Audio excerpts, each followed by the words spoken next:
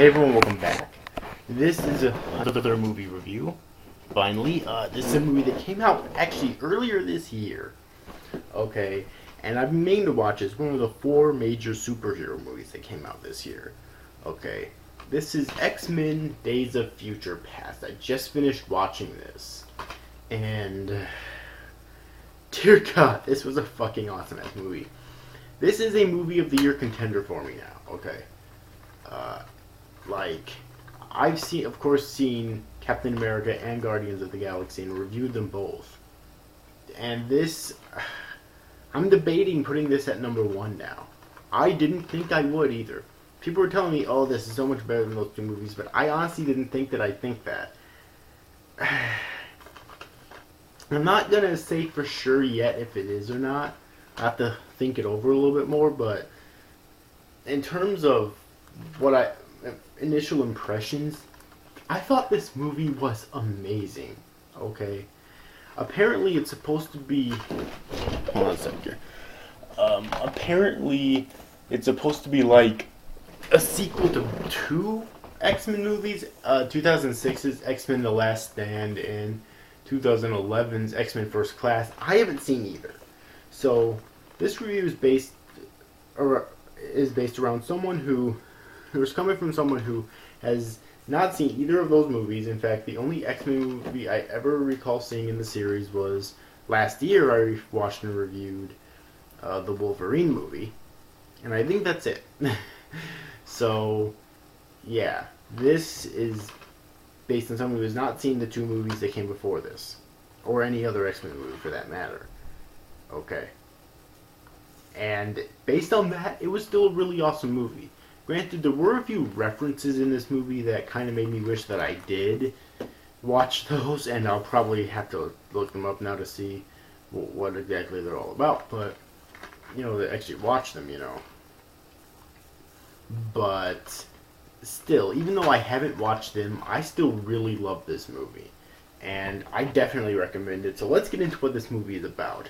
Supposedly, I think it was in X-Men First Class, the last actual full X-Men movie that came out back in 2011. From what I heard, most of the cast was killed off. Okay, leaving very few mutants left. I think there was Logan, obviously, Wolverine, Professor Xavier, Magneto, who apparently started working with the X-Men. And a few others. Okay, not very many though. And so Logan actually has to go into the past to prevent the war that I'm guessing the war happened in First Class. Or maybe it happened in Last Stand, who knows. It could have happened in either one. But either way, to prevent the war from happening and basically change history.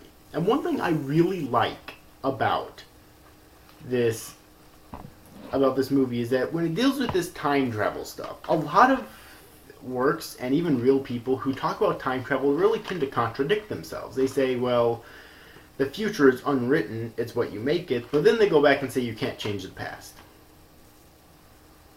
To me, that sounds like a huge fucking contradiction, because if the future is truly unwritten, then even if it's already happened, you can still go back and change it, okay? And this movie finally says that. They finally say fuck it to all of the cliches revolving around time travel. And they actually change history. That's fucking awesome, okay?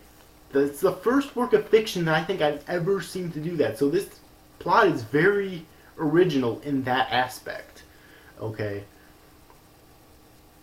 So, yeah, and one thing I didn't understand about the ending, by the way, yeah, huge fucking spoilers in this review.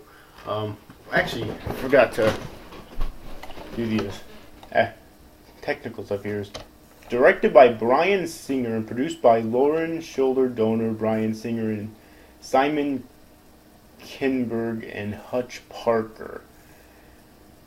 The screenplays by Simon Kinberg, story by Jane Goldman and Simon Kinberg and Matthew Vaughan. God damn it, I do not recognize any of the names here. Huh. Well, anyways, I just want to see if I recognize any of the names here, but I guess not.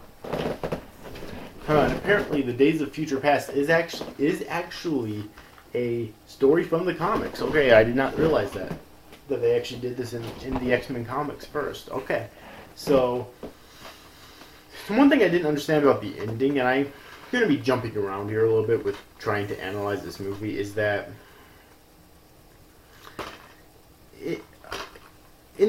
towards the beginning of the movie, Professor Xavier basically said something very logical that makes sense, which is that when you change the past, the only one who will remember what happened is you, Logan. He basically said that, okay? And for the most part, that remained true at the end of the movie. He woke up not in the same place he was laying at before when his mind went into the past. He woke up basically, I'm guessing, in his bed or something at the school, at Professor Xavier's school. And everyone else seemed to not remember, but Professor Xavier himself seemed to remember. As soon as Logan brought it up, Professor Xavier basically said, "Welcome home, Logan," or whatever, assuming that Professor Xavier actually remembered everything. So why is that exactly? And what exactly happened within that time with Logan?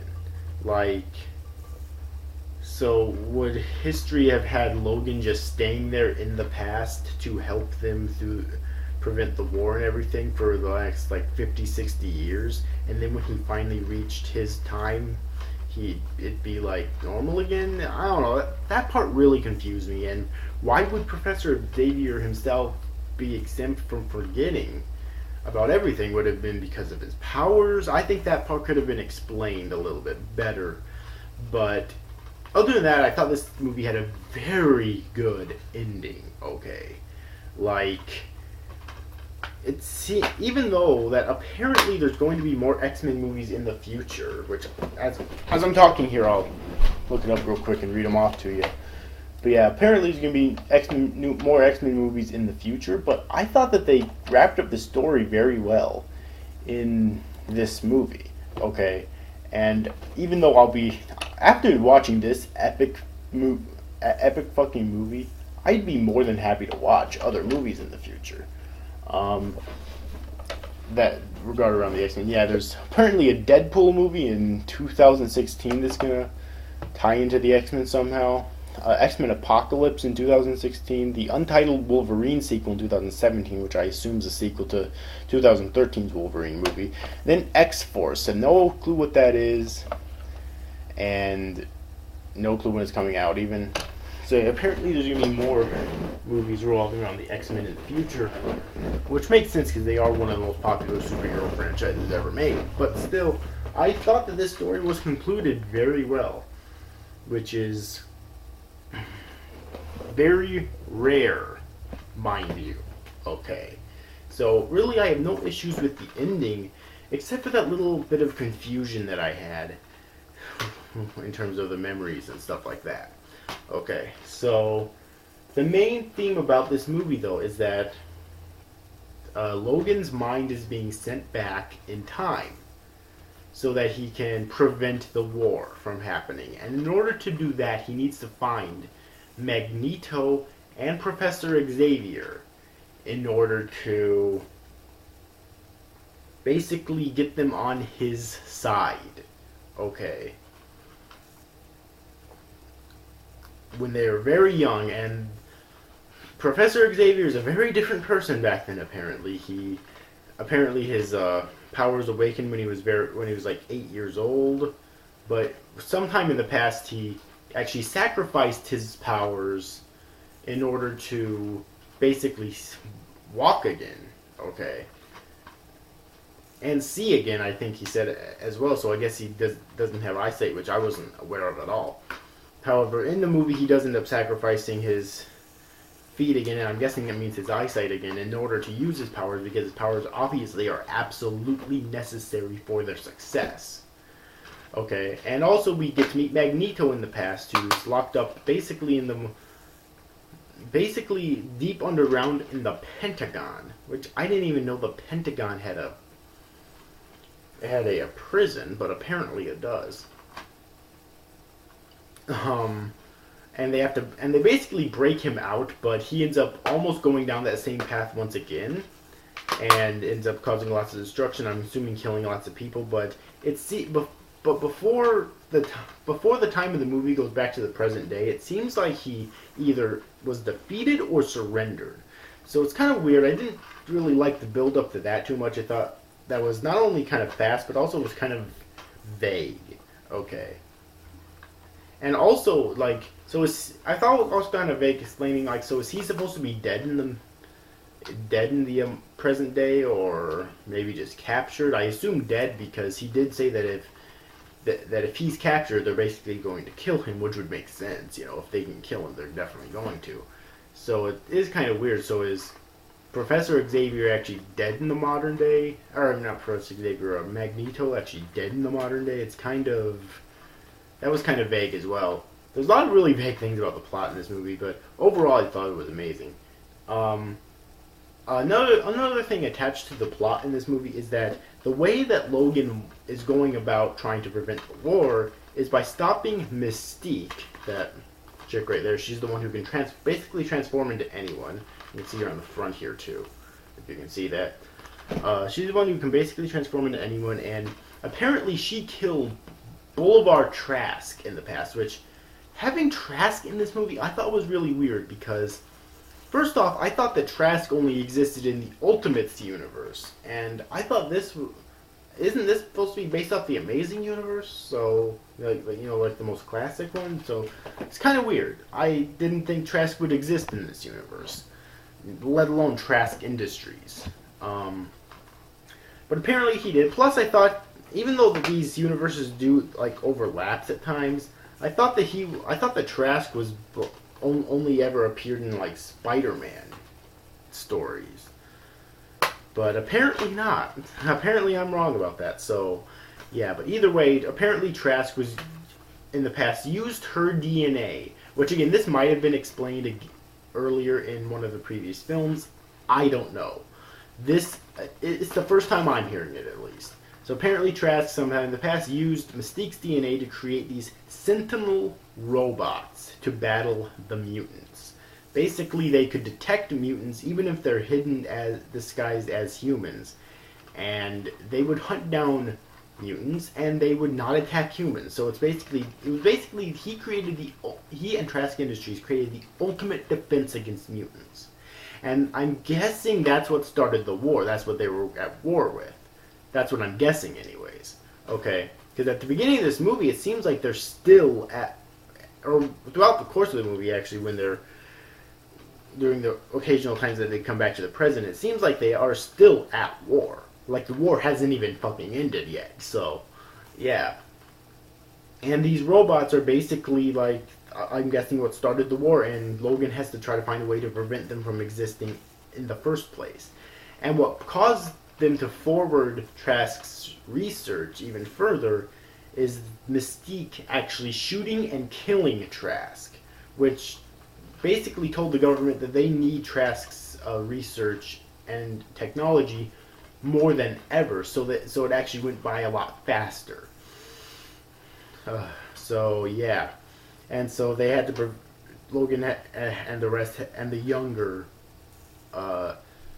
mutants, some of them had to prevent Mystique, the younger Mystique, from doing that, which they did now, which they end up doing in the long run, thankfully.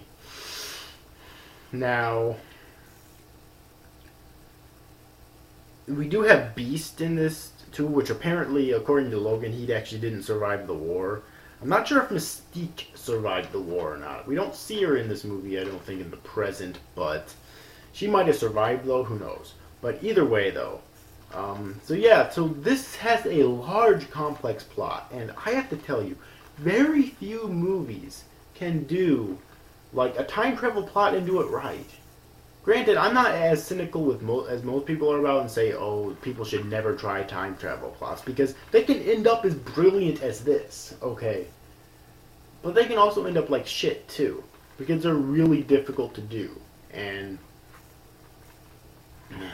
you have to be really intelligent and know a lot about time and time travel theories, and maybe even create your own time travel theories and make them logically work in order to really make it work. And they did that here, and it works amazingly.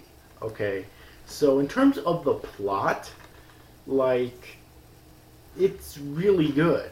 Okay, it is. And like I said before, even though there's apparently going to be more X-Men movies in a couple years, if this was, I mean, I'll definitely watch them. I'm definitely excited for them. But if this was the last one, I wouldn't be like, ah, fuck. No, we need another one. Because we really don't.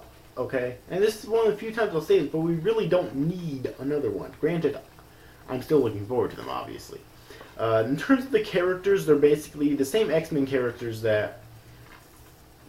The same X-Men characters that you probably all know and love if you watch the other X-Men films. The only thing that's a bit different is actually the younger Professor Xavier, because like I said before, he was a lot different in his youth. Seriously, like, if you saw, if Professor Xavier is real and you saw his younger self, you would not know that he's Professor Xavier. Seriously, he is not optimistic about the human race at all. He's pretty much given up. He's given up fighting. I mean, fuck, he gave up his own power so that he could walk and see again. I mean, the modern Professor Xavier would never do something like that because he realizes that the world still needs him, okay? And that the world still needs the X-Men. So, basically, yeah, the younger Professor Xavier was a lot different than today's current Professor Xavier, but I thought it was really fun to actually watch him and see him grow as a character. Okay, so that's really the only bit of character development that we had in the movie, which I'm glad that they added that in there, because without that we really wouldn't have had any character development in the movie, because all of the other characters in this movie...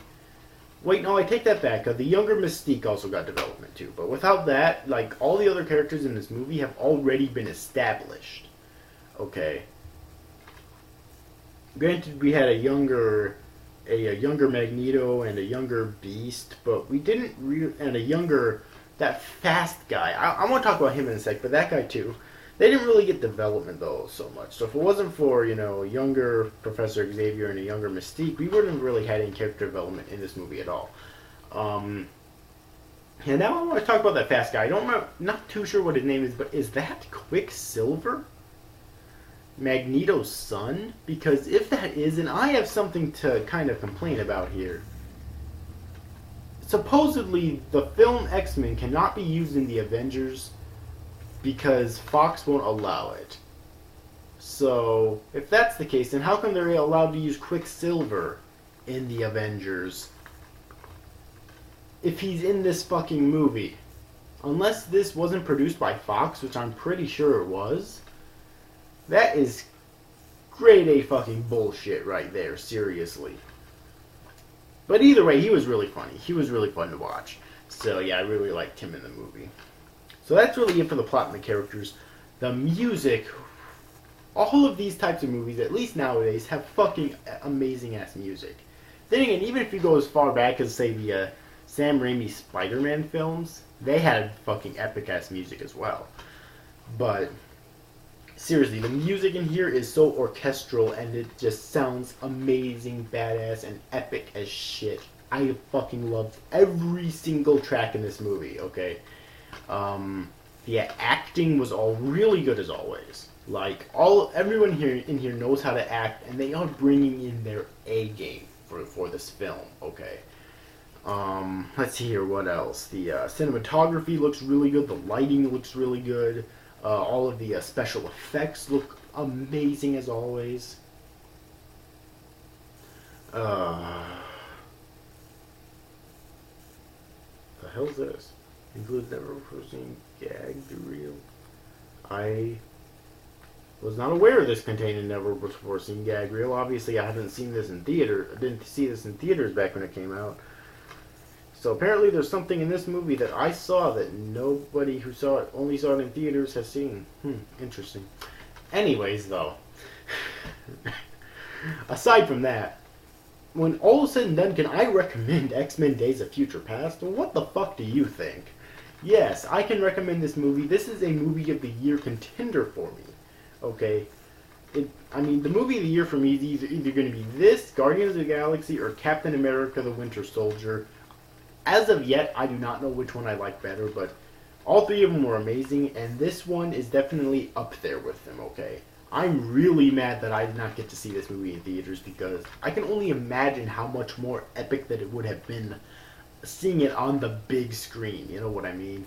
I'm not sure if this movie is in 3D or not, but still, either way, I definitely recommend this film. If you are a fan of the X-Men comics and you've yet to see an X-Men film, I still recommend this to you because, like I said before, I've seen one X-Men film in the past. That was the Wolverine film from last year, and even though that wasn't technically in the X-Men film series, it didn't really have any bearing on this film at all. I don't think it was referenced at all. Any events in there.